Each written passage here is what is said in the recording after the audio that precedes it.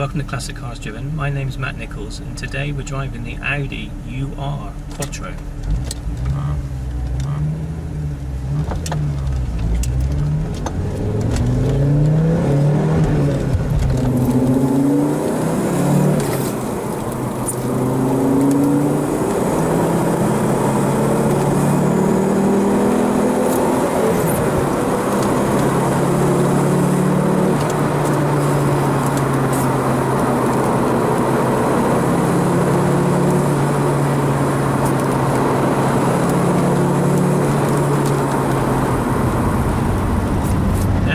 Is relevant because it actually means original, and when we talk about a UR Quattro, we're talking about one of the original models rather than the endless cars that Audi have brought out since wearing that badge. Now, one of the things that this car benefits from is its fantastic rally success, and I think Audi's name changed overnight with the introduction of the UR Quattro. They went from somebody producing cars like the Audi 80 and Audi 100 alongside arguably better Volkswagen products to a company that suddenly started to dominate on the rally scene and gain real respect with this car. Basically taking advantage of a rule change which allowed the introduction to four-wheel drive. And when you think that the dominant car before the Audi arrived on the rally scene was the Mark II Escort, it was only going to be a matter of time before the four-wheel drive system that Audi design engineer Ben Singer recognised as being a much better system in slippery or snowy type conditions before the Audi Quattro would win out.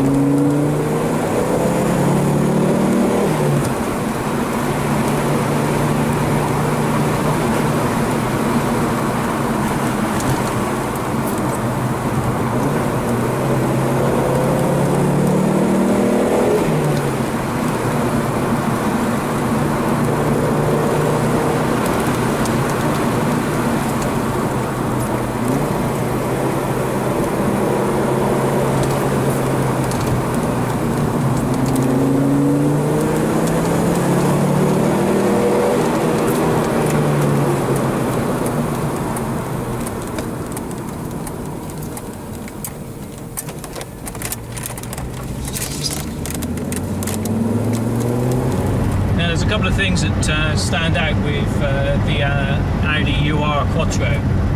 One, I was a bit concerned that it was going to be a large car and a heavy car. This is sort of following criticism of it to say that they were quite big, and in fact the later S1 and S2 sports rally cars and the homologation specials that ended up on the road were on a much shorter wheelbase.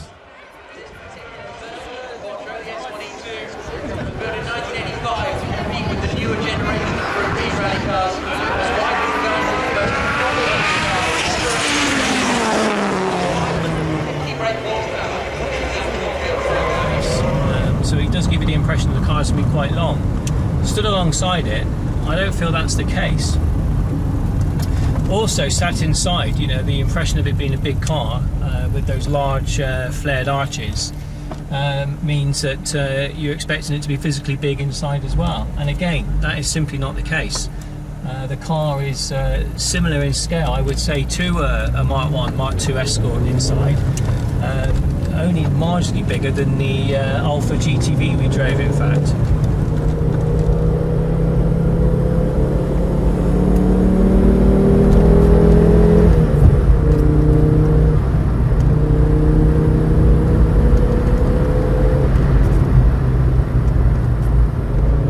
Brakes are sort of ordinary. Like I said, they're quite safe, but they don't feel racing car-like in their feel or their way that they allow the car to be slowed down. Also, the steering's not particularly quick. It's not a sort of high ratio rack as you might expect from a rally bred machine. That given, it's got a nice feel to it. The gear change is a little odd in that the gate is really wide. First gear is sort of right over to one side to the left, and fifth gear in reverse, so right over to the other side on the right. And there's quite a big distance between the two. So again, it doesn't give the feel of a sporty change in terms of when you're going up and down the gearbox. It's a little bit soggy. It's a little bit like trying to stir thick soup. But what you do get with an Audi Quattro is a 5-cylinder turbocharged engine. Strangely, on these cars, the engine is actually mounted forward of the front axle.